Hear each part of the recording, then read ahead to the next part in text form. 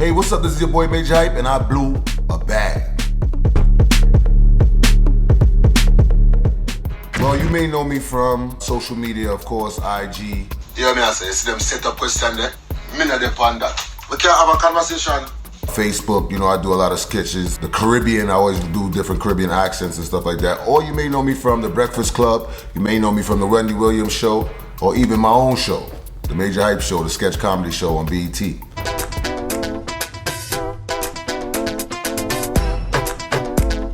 My last real job that I had was actually a really good job. I was a certified electrician. I was making really good money.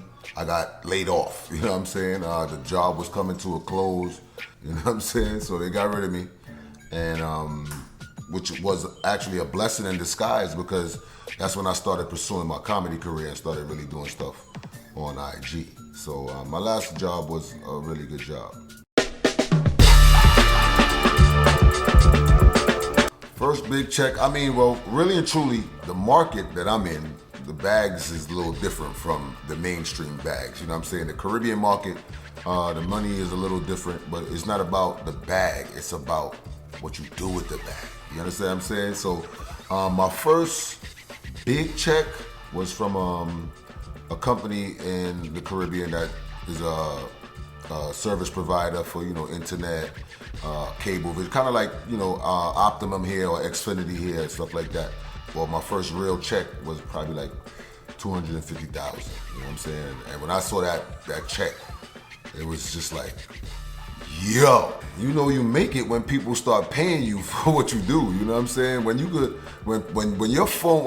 you're doing your own thing, you're not going to push a clock, you're not going to, take a lunch break when somebody says so. When you're home and you have your own brand and you're doing your own thing, and these people start giving you money for what you do, that's when you know you made it. You know what I'm saying? Like, I don't care what it is. You could be a rapper, a comedian, you could be a stripper. I don't care what it is. When people are paying you for your services and you're getting large quantities of money and different checks from all over the place, you made it.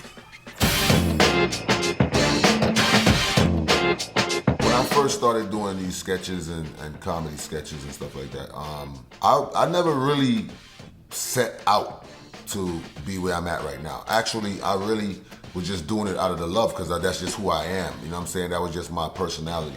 Just being the funny guy in the room and, always joking and gigging on people and stuff like that. That was just normally just who I was.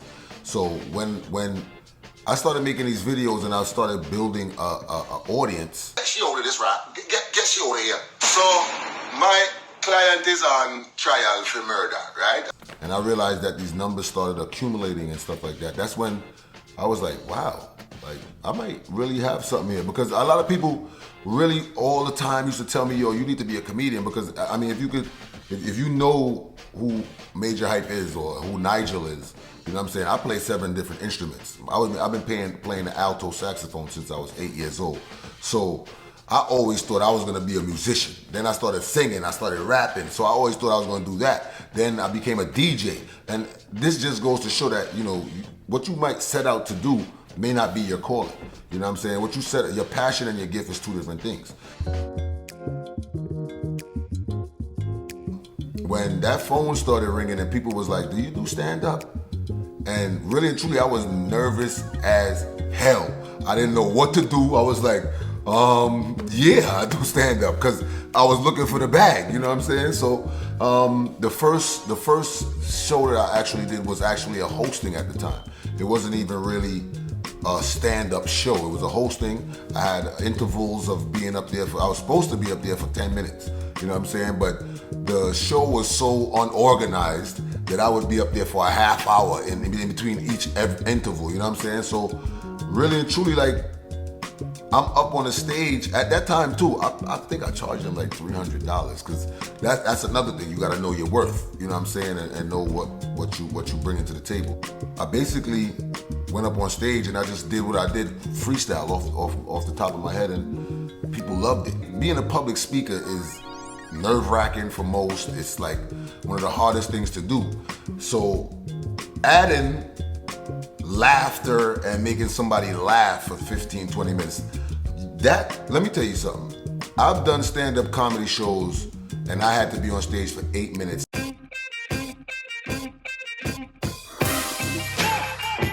And it felt like 10 years being on that stage. So it really is nerve-wracking, and it really did put me in a place where I was nervous as hell. I mean, before they called my name, it was like we just sitting backstage just praying like, I need to do this, I need to make this happen. Please, please, please. They called me out on stage, and you know, I always had a presence on stage from being a musician and being a DJ, so it wasn't really that difficult, but the fact that there was no music to hide behind, there was nothing, there was no partner, there was no nothing, it was just me and that microphone. And you know what I'm saying, I probably stumbled up on words as I was talking during that process, but I just kept on going. I was just, you know, when you have the ultimate goal, you just keep going, you know what I'm saying? So I just kept on going through it. And the first, because I at that time I was doing the different characters and stuff like that, so I went out with the first character, and when I got off that stage, it was like, I almost passed out. Like, oh man, they didn't boo me. You know what I'm saying? I'm good, you know what I'm saying? Because to be booed on stage, to be a comedian, to be booed, oh man. I think, for real, I think dead silence is way worse than being booed. Because you could be booed and be like, all right, well, they definitely just don't like me. You know what I'm saying? But for you to be a comedian and not hear a chuckle, and just people just sitting there like, that is the worst. That's torture right there. I'll be waiting like, hello, hello. When I get knocked down, I'm getting right down. So like, hello. I had a friend that always had money, and I had called him one day and I was like, yo, bro, my daughter, I know he's gonna see this and be like, oh, you lied, bro, dead ass. But I called him and I was like, yo, bro, my daughter, something happened to my daughter, I need some money right now. He was like, yo, anything for you, bro, like what you need? I said, yo, bro, I need $5,000. Back then, that was a lot of money, you know what I'm saying? When you broke, $5,000 is a lot. You know what I'm saying? So I'm like, yo, I need $5,000. I need to pay the hospital fee. I need to pay this. I need to pay that. And he came over and he gave me that $5,000, and I took it and went to the club with it. And I was flossing out there, cause I mean, you know, that was the young and irresponsible days. You know what I'm saying? So I mean, I took that money and I did what I wanted to do with it. And he had called me. He was like, yo, when you think you're gonna have that for me? You know what I'm saying? I'm like, yeah, I got you, bro. I got you. Like in the next 2 weeks. 2 weeks came and I was just like, yo, bro, I ran into another problem. My mom's about to lose the house. You know what I'm saying? Like, that's why it's not good to lie.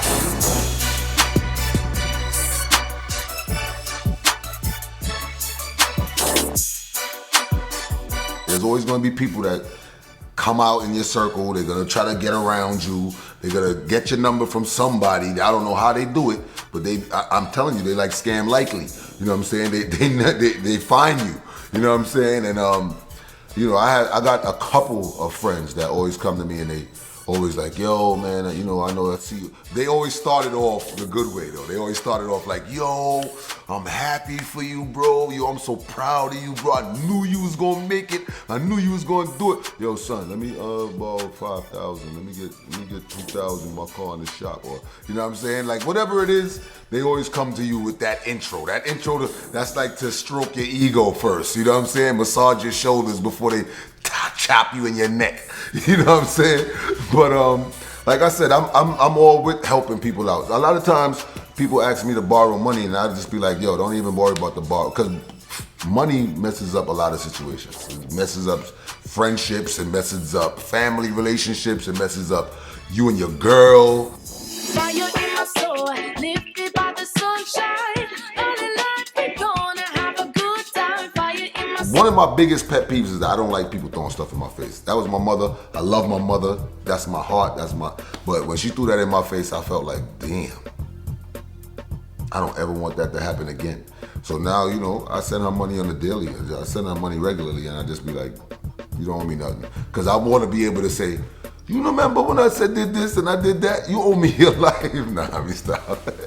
You can never owe your mother could never owe you her life. But you know what I'm saying? I'm blessed to be here and be able to, you know, help my mother on a regular basis now. That's my mom. That's my queen.